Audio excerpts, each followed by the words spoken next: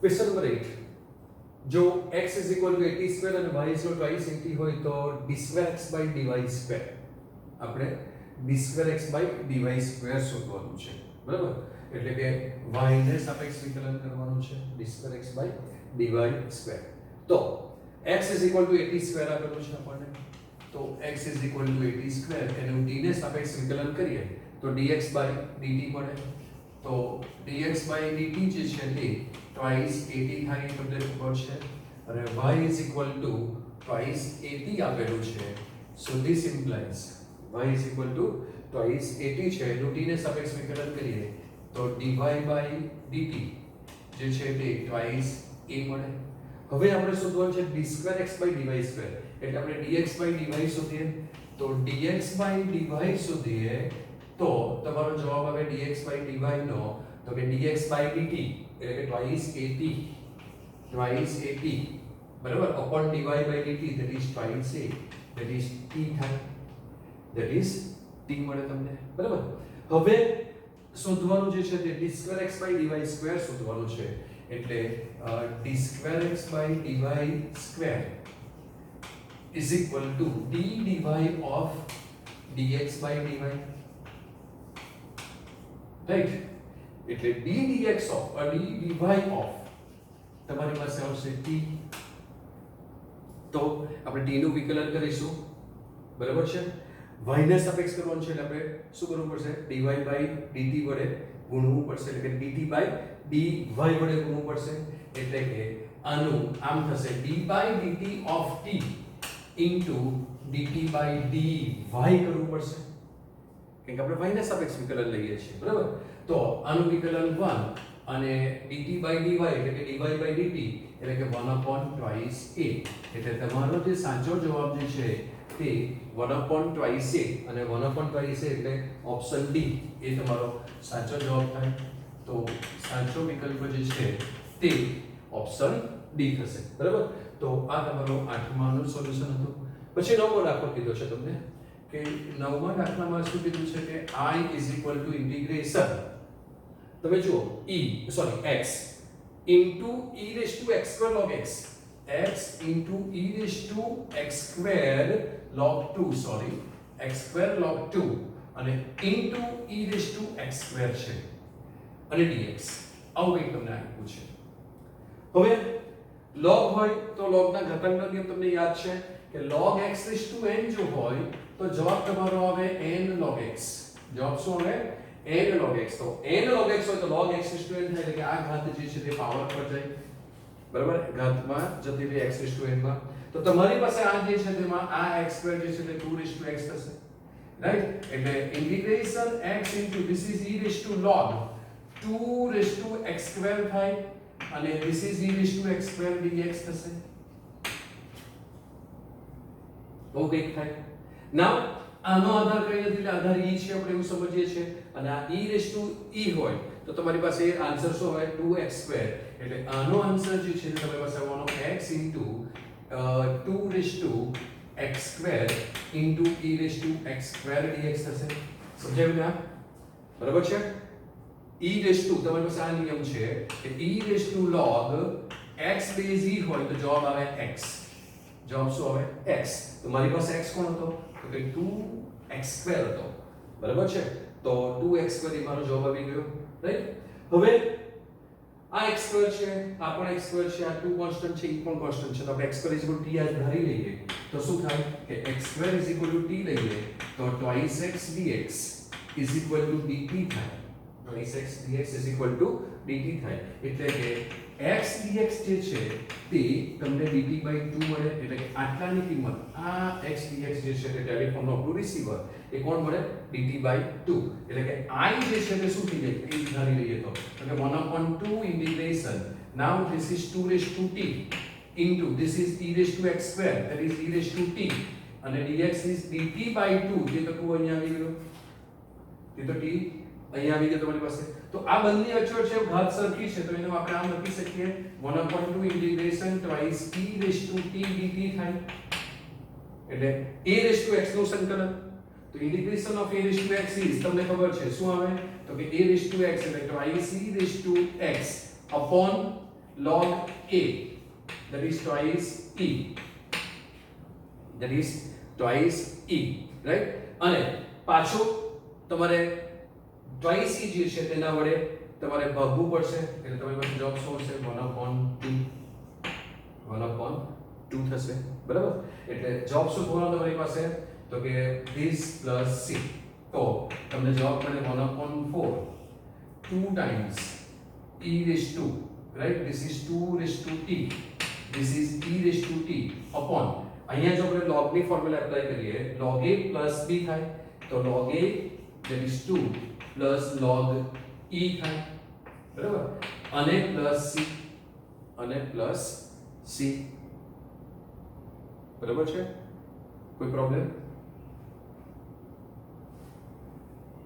Okay અહીંયા half વડે આપણે ભાગવું નહીં પડશે એટલે અહીંયા 1/2 જશે કે અચળ હતો એ ટ્વાઇસ c છે આપણે x હોય તો આપણે એની સાથે એને પાછું કરવું પડે વિકલન પણ એ તો કોન્સ્ટન્ટ એટલે સોરી એ એમનો એમ જ રહેશે નાઉ 2 is 2 t કોણ છે x2 એટલે જવાબ શું આવવાનો half right 2 is 2 x2 e raised to x2 whole upon log a is 1 એટલે 1 plus log 2 તમારી પાસે આવો એક જવાબ આવે છે તો તમે જો જુઓ તો તમારી પાસે option 2 raised to x2 e raised to x2 2 into 1 plus log 2 એટલે કે ઓપ્શન A જે છે તે સાચો જવાબ છે બરાબર ઓપ્શન A એ તમારો સાચો જવાબ છે બરાબર બીજો સવાલ છે પ્રશ્ન number 10 integration 1/x minus 3 minus 1/x2 minus 3x dx is equal to જગ્યા જ્યાં x greater than 3 વેલ્યુ લેવાની છે એવું કંઈ કીધું છે તો આપણે જો લઈએ તો આ I તો I is equal to integration 1/x minus 3 minus 1/, આમાંથી x સામાન્ય નીકળે છે તો x સામાન્ય કાઢી લો તો મને શું મળશે તો કે x into x minus 3 dx થશે આવું કંઈક પડે છે આનું સંકલન તમે કરી શકો છો છેદનું વિકલન અંશમાં છે આના વડે તકલીફ છે તો આપણે સેપરેટ લઈ લઈએ તો શું થશે this is integration 1/x minus 3 dx minus integration આ જે છે તે x minus 3 dx છે x minus 3 dx છે તો મને અહીંયા આનું સંકલન આપણે કરી શકતા નથી તો મને x minus 3 અંશમાં જો હોય તો કામ થઈ જાય તો હું x minus 3 અંશમાં લખું છું પણ અંશમાં શું હતું 1 જ હતા બરાબર છે તો 1 હતા અને આપણે આ રીતે લખીએ તો એ ચાલશે નહીં એટલે મારે આ x ને ભગાવવા પડે તો એ ભગાવવા માટે હું આને -x કરી દઉં અને અહીંયા x કરી દઉં બરાબર છે એટલે આપણે આમ કરીએ છીએ કે x x minus 3 બરાબર છે એટલે આ x કેન્સલ થઈ ગયા તો આ માઈનસ અને આ માઈનસ પ્લસ 3 થઈ ગયા મારી પાસે તો 1 જ હતા તો મેં શું કરેલું કહેવાય 3 વડે ગુણ્યા કહેવાય એટલે 3 વડે ભાગવું પડશે તો મને 3 વડે ભાગી દઉં છું એટલે હવે તમારી પાસે ઇક્વેશન બેલેન્સ થઈ ગયું બરાબર હવે પાછા આને સેપરેટ લઈ લઈએ તો this is integration 1/x minus 3 dx minus bifurcate કરીશું તો x કેન્સલ થશે શું આવશે 1/3 ઇન્ટિગ્રેશન 1/x minus 3 dx અને માઈનસ માઈનસ પ્લસ અને આ 1/3 x minus 3 કેન્સલ થશે એટલે શું બાકી રહી જવાનું ઇન્ટિગ્રેશન 1/x dx બાકી રહી જાય આ 1 આ માઈનસ 1/3 એટલે 2/3 થશે 1 minus 1/3 એટલે આનો આન્સર આવશે 2/3 times 1/x minus 3 dx અને પ્લસ 1/3 ઇન્ટિગ્રેશન 1/x dx આવશે બરાબર ચાલો હવે આ તમારી પાસે છે આવું કંઈક આનું સંકલન છેદનું વિકલન અંશમાં તમને ખબર છે એટલે આન્સર log મોડ આવે એટલે 1/3 log of modulus x minus 3 plus 1/3 log modulus of x અને plus c તમારી પાસે આ જે છે તેમાંથી 2/3 કોમન કાઢી લઈએ અહીંયા 2 નથી તો આપણે ગુણ્યા તો ભાગવું પડશે તો ડાયરેક્ટ લખી દઈએ તો this is 2/3 commonly log mod x minus 3 અને plus 1/2 log mod x અને plus c થશે હાફ ઉપર જશે એટલે √x થશે બરાબર. તમારી પાસે log નો નિયમ છે, log x⁴n હોય તો n log x થાય, બરાબર છે. તો n log x હોય તો એની ઉપર ઘાતમાં લઈ લઈએ તો આ હાફ ઉપર જશે એટલે √x થશે. અને log a + log b એ પણ તમને ખબર છે કે log a + log b હોય તો શું આવે log ab થાય. તો આ નિયમનો ઉપયોગ કરીએ તો log a + log b is log ab અને √x કરી દઈશું ઘાત ઉપર લઈને, એટલે જવાબ શું મળે તમને 2/3 log modulus x - 3 into b પણ રૂટ થશે, આ હાફ ઉપર જશે x⁴ ઘાત એટલે √x થાય એટલે into √x + c થાય, રાઈટ. સો તમારો સાચો જવાબ જે છે તે 2/3 ઓપ્શનમાં હોય તેવા બે ઓર જવાબ છે, તેમાં √x વાળો એક જ ઓપ્શન છે એટલે √x વાળો એક જ ઓપ્શન એટલે option C 2/3 log √x x into x - 3 એટલે ઓપ્શન C જે છે તે તમારો સાચો જવાબ છે, બરાબર. સમજ પડે ને? ના, નેક્સ્ટ જો યાદ છે ચલો x નું સંભાવના વિતરણ નીચે મુજબ હોય તો 11મો જે ક્વેશ્ચન છે તેમાં fx = 3x + 2 નો મધ્યક શું થાય? એટલે આપણે મધ્યક શોધવાનું છે, આપણે શોધવાનું શું છે તો કે એક્સપેક્ટેશન ઓફ 3x + 2 આપણે શોધવાનું છે, ગણિતીય અપેક્ષા મધ્યક. આનો જવાબ શું આવે તો કે 3 ટાઈમ્સ એક્સપેક્ટેશન ઓફ x + 2 થાય. આ મારો સવાલ હતો. હવે મારે જો ગણતરી કરવી હોય તો મને એક્સપેક્ટેશન ઓફ x જોઈએ, ગણિતીય અપેક્ષા જોઈએ છે, તે ક્યાંથી આવે તો એ તમને ટેબલ આપેલું જ છે, ત્યાંથી શોધી કરવાનું. તો તમારી પાસે એક્સપેક્ટેશન ઓફ x બરાબર જવાબ શું આવે તો કે તમને ફોર્મ્યુલા ખબર છે sigma expectation of x is sigma xi into probability of xi. આ ફોર્મ્યુલા છે. તો એના માટે આને જો આપણે મલ્ટીપ્લાય કરીએ આ બેનો વત્તા આ બેનો મલ્ટીપ્લાય વત્તા આ બેનો ગુણાકાર વત્તા આ બેનો ગુણાકાર કરવાનો છે તમારે. તો એ બધાને ડાયરેક્ટ એડ કરીને આપણે ડાયરેક્ટ લખી દઈએ કે આપણે MCQ સોલ્વ કરીએ છીએ એટલે ગણતરી બતાવવાની જરૂર નથી. તો જવાબ શું આવશે 1/6. સો 1/6 પ્લસ 2/3 પ્લસ 3/3 1 નથી લખતો અને પ્લસ 4/6 આવશે અને પ્લસ 2 તો છે જ તમારી પાસે અને પ્લસ 2 છે. હવે તમે 6 LCM લઈ લો તો 6 લસા લઈએ તો શું થશે તમારી પાસે 6 લસા લઈ લો, બરાબર. એટલે 1 + 4 + 3 × 6 અને વત્તા 4 થશે, બરાબર. અને પ્લસ 2 તો બોનસમાં છે જ. તો 6 ને 4 10 ને 4 14 ને 15, બરાબર. અને આ / 2 થશે એટલે 15/2 + 2 એટલે 19/2 થાય, બરાબર. તો 19/2 એટલે તમારો ઓપ્શન ડી જે છે તે સાચો જવાબ છે. તો આના માટે તમારી પાસે ઓપ્શન ડી એ સાચો જવાબ છે, બરાબર. ચાલો ત્યાર પછીનો 12મો ક્વેશ્ચન. 12મો ક્વેશ્ચન જે છે તેમાં એવું કીધું કે કોઈ પણ પ્રયોગમાં દરેક પ્રયત્ને ઘટના A નો ઉદ્ભવ થાય તેની સંભાવના 0.3 છે, બરાબર. ઘટના A નો ઉદ્ભવ થાય તેની સંભાવના 0.3 છે એટલે કે સંભાવના જે છે તે 0.3 તેને સફળતા કરીએ તો સફળતાની સંભાવના P = 0.3 એટલે કે 3/10 છે = 3/10 છે. તો આ પ્રયોગના 6 નિરપેક્ષ પ્રયત્નો કરવામાં, પ્રયત્નોની સંખ્યા n કેટલા છે તો કે n = 6 છે. તો પછી q બરાબર મને કેટલા મળે 7/10 મળે, તમને ખબર છે 1 - p કરવાનું એટલે p એટલા થઈ ગયા તો q 7/10 થયા. તો ઘટના A ના ઉદ્ભવના સંભાવના વિતરણ માટેનું વિચરણ કીધું છે દીકરાઓ. શું કીધું? વિચરણ એટલે કે વેરિયાન્સ કીધું અને વેરિયાન્સની ફોર્મ્યુલા તમારી પાસે છે npq. એકદમ સિમ્પલ એક્ઝામ્પલ છે. નાઉ n કેટલા છે 6, p કેટલા છે 3/10 અને q કેટલા હશે 7/10 જ આવે તો, બરાબર છે. તો 6 × 3 18 અને 18 × 7 126 ના છેદમાં 100 એટલે 126/100 that is 1.26. શું જવાબ આવ્યો 1.26 એ તમારો સાચો જવાબ છે 1.26 that is ઓપ્શન C, બરાબર. તો આ ઓપ્શન C એ તમારો સાચો જવાબ છે. એક વસ્તુ યાદ રાખજો કે આપણે અહીંયા સંભાવના નથી શોધતા, વિચરણ શોધ્યું છે.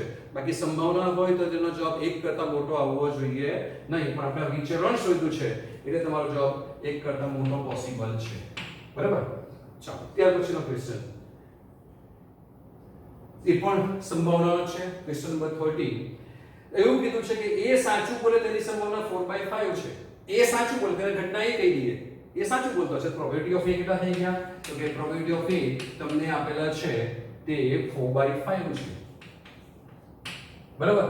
જો એ સાચું બોલે તેની સંભાવના 4/5 હોય તો એ ખોટું બોલે. બરાબર, એટલે કે સાચું ન બોલે તેની સંભાવના એની પૂરક ઘટના એટલે કેટલા થશે? તે 1/5. એટલે probability of A is equal to 1/5 થશે. B સાચું બોલે તેની સંભાવના 3/5 છે. એટલે B સાચું બોલે તેની ઘટના B લઈએ તો B is equal probability of B is equal to 3/5 છે. તો probability of B dash કેટલા થશે? તો કે probability of B dash એ 2/5 થશે. આવું કંઈ થઈ ગયું. બરાબર છે.